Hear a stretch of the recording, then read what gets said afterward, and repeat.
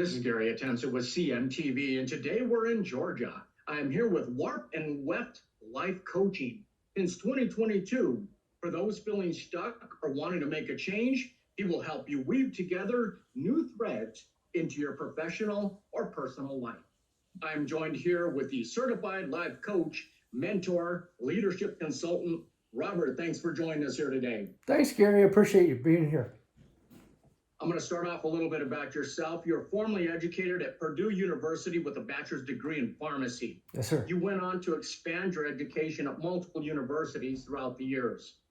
Your experiences are pretty vast. I mean, pharmacy, ministry, educator, CEO, all while being primary caregiver and household manager for your family.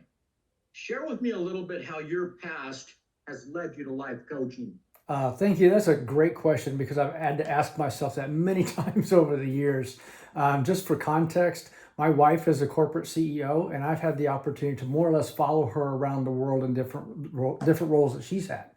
So I've had to kind of reinvent myself depending on where we were and the opportunities that were available in the moment.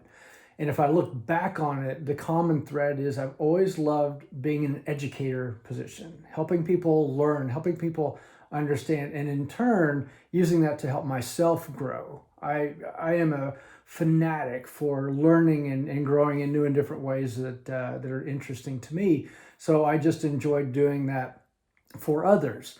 If I looked back over all of those pieces and tried to weave them together, it really came down to, I think coaching is a thing.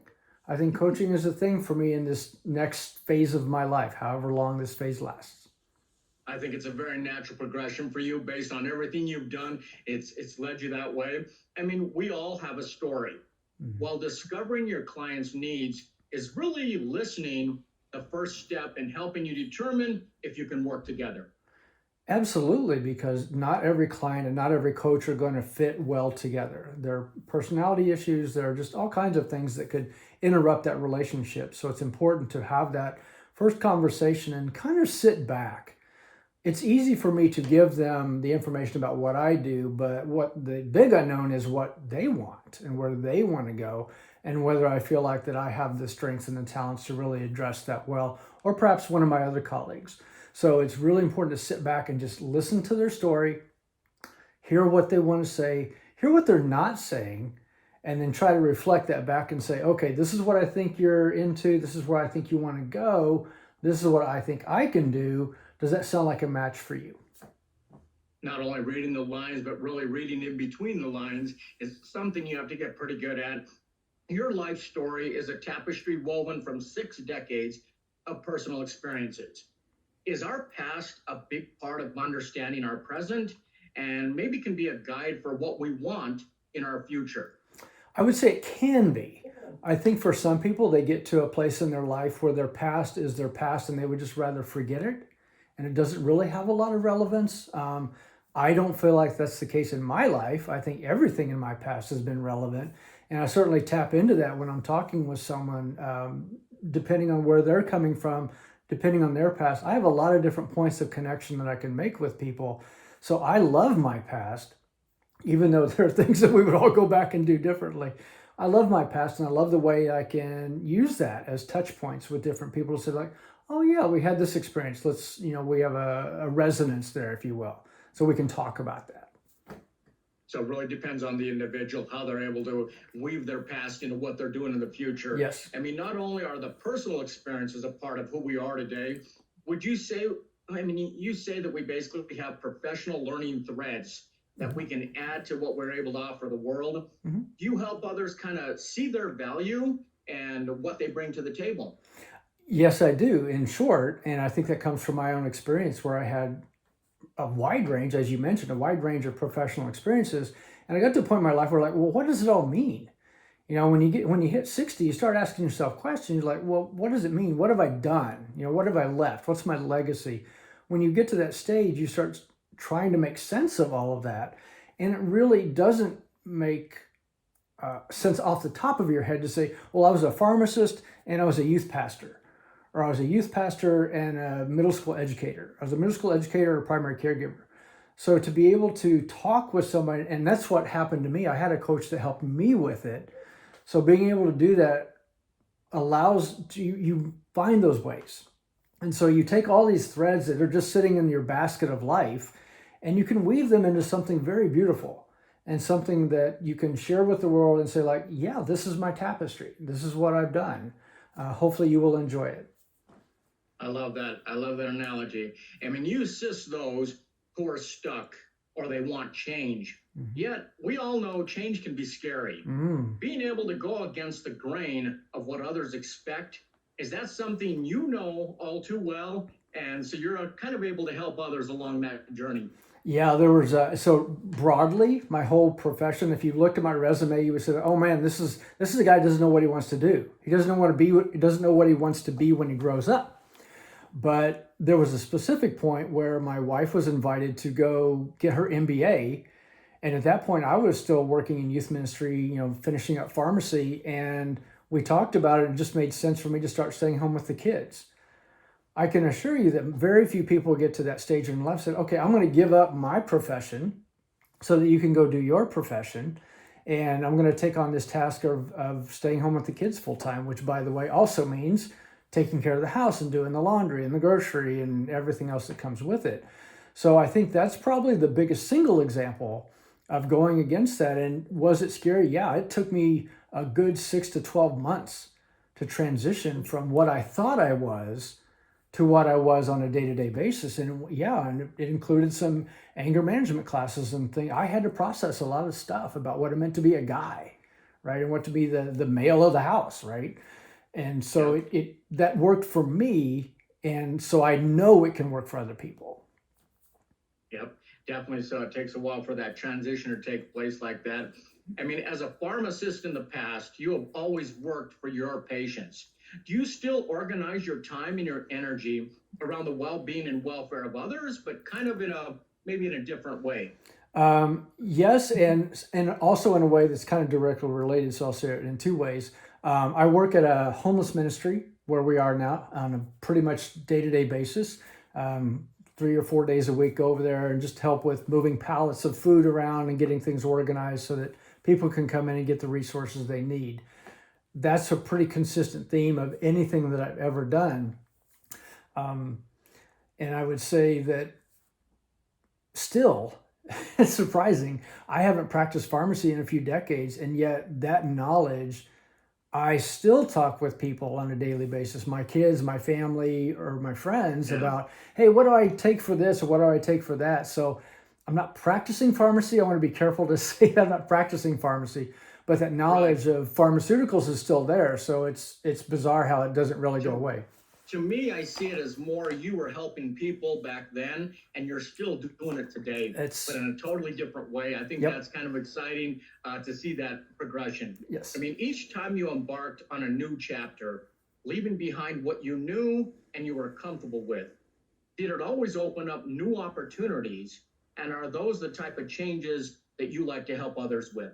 Yeah, that's a great question. I might put the sequence in just a slightly different order. I would say it was me discovering new opportunities that allowed me to close the previous chapter.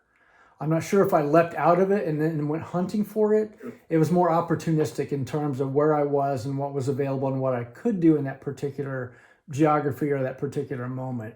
I mean, basically, I was kind of wondering with the fact that it seems like these changes that you made, they opened up some great opportunities for people.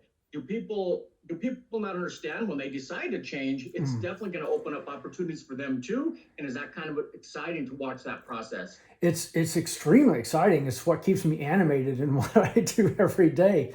I think some people are under the impression that they cannot do that, that they are what they are. They will always be what they are, and they can never be anything else. And you have to allow for the fear and the reality of the unknown to sit with you while you make that transition. But everybody can do it. It does really come down to a question of, do they really want to do it? Yeah. Do you really want to? I mean, you have lived overseas while your children were in international schools. So from teaching as the primary caregiver in your home to teaching in the classroom, and now as a speaker on stages. Is teaching and sharing your wisdom with others really still a big part of what you do? In small and large ways, sometimes, yes. It's about helping others, not so much in like I'm the wise guru guy, and so you need to listen to me, but more like Yeah, let me hear your story and then let me share with you what my experience is, and let's see if some of that overlaps and can help you out. I might have journeyed a little bit farther down the road than you've been so far, and you're journeying down a road that I've never been, so I'll go there too. So it's more like it's the difference between an educator and a teacher. It's drawing from people as opposed to putting things into them. yeah. I mean, there's really a balance there for you from somebody who is definitely giving you every kind of practical tips that you know of, and at the same time, you're really just there with them, pushing them forward on their journey. I mean, as a volunteer in leadership roles, you have always sought ways to challenge the status quo and chip away at the barriers set up to exclude others. Mm-hmm. How does that mindset kind of weave into your individual coaching today, would you say? Yeah, that's a great question. I appreciate that. It's an opportunity to come into an organization or a situation and say, what's really great about this right now? And then to also, with fresh eyes, say, what's not great? Who's not able to participate? Who's not at the table? Who can't be part of this? And ask the organization, are there structural things that we've inadvertently created that exclude people? Most often, in almost every organizational leadership position I've been, I have rewritten the bylaws of the organization in almost every single one. Because oftentimes, that's where organizations default. They're like, well, this is our process. This is the way we do things. Well, that's great. Your bylaws can be changed just like this, you know? And I think that that's a part of helping people understand that you may run up against a little bit of an organizational barrier trying to get in, but that doesn't mean it always has to be there. And you might be the one there to change it. That I may be think your that's role. one of the benefits. I think that's one of the benefits an outsider brings. You're able to go in and Yes. actually ask those hard questions and say, hey, you know what? This may not be working for you anymore. Yeah. After leaving school oriented environments, Mm-hmm. you now help others through coaching, group workshops, and Mm-hmm. public speaking. Mm-hmm. How does each of those ways fulfill your mission to help others in a meaningful way? They are, for me, they are means to the same end. And the end is helping others get unstuck, where, you know, whatever I can do to help you. Sometimes that's a material help. Sometimes it's more of like a lifestyle coaching help. But each of those are just different mechanisms for doing that. The coaching is generally one-on-one. We spend our time, but sometimes it's hard to get to people in one-on-one situations. So it's easier to do it in a group, right? And that presents both challenges and opportunities. Some people open up, some people shut down. And then public speaking is more about, let me just tell you my story. Let me just share with this. And then hopefully somebody in the audience goes like, oh man, yeah, that's, I had that experience, or that sounds exciting. And that comes from being inspired by listening to other public speakers and just going like, wow, I had never thought about that. Let's try that, So there's just different mechanisms to reach the same goal. I think there's definitely pros and cons to all the platforms, but each one of them serves its purpose in a very unique way. I mean, before we let you go, we have to ask where the name Warp and Weft came from and why you chose it. So I enjoy, since I went to seminary, I was challenged by a professor to read a book that was so far outside of my scope of knowledge that really challenged me to learn something. So I picked one up recently, and it was all about the history of fabric. And the history of fabric is A, fascinating, and B, complex. And it was the history of how we weave together literally different threads, physical threads, to create a multitude of tapestries with different textures and colors and so on. And I thought to myself, for me, that's just the metaphor. That's just the right metaphor. It's like, we're taking what you got, we're taking your basket of thread, and we're going to put it on your loom, not mine. We're going to put it on your loom, and I'm going to work with you, and we're going to help you make some decisions that just weave it all together. So warp and weft, that's just the two directions in weaving. So one is the vertical direction, one's the horizontal direction. So that's where warp and weft come from. I think it works well. And I think of a grandma's blanket on the edge of her bed, a tapestry. There you go. Basically, this is woven all of the things, her history, her family, and that's really what this is in our life. You're able to see that in the same way. I mean, Robert, nothing's more important to you than seeing family, friends, and others succeed in their personal and professional lives. You walk with them in their journey. You inspire them to persevere and guide them into a more satisfying tapestry of life experiences. Is this rewarding work for you so far? Oh, it's absolutely rewarding. It's what gets me up every day. Like, you know, I could take the point. I am 60. I could officially retire. I could be playing golf. I could be out doing a lot of different things, but this is what motivates me.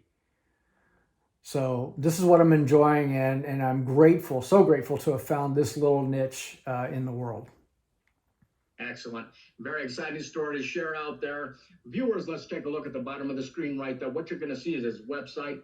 On the website, you can see all the services he provides. I mean, see all his credentials and learn more about his past story. Really a tapestry over many decades. Set up a discovery call today. Once again, that is Warp and Welt Life Coaching, Coaching for Life. This is Gary Atencio with CNTV. And if you don't know, now you know.